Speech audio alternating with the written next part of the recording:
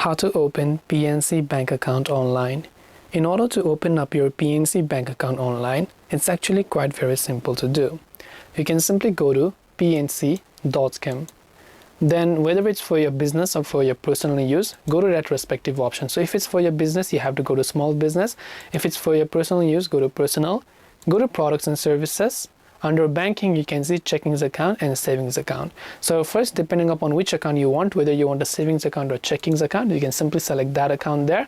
Then make sure to simply enter your zip code there. Then you can just click on the submit option.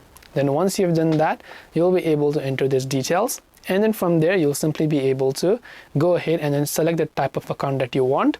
Then click on the apply now option. So make sure you read everything related to that account.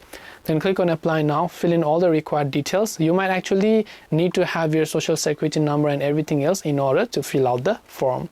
But to give you an idea, this is how you can go ahead and then basically open your PNC bank account online. If you have any questions, feel free to leave them down. Thank you for watching till the very end of this tutorial. And as always, see you soon in the next video.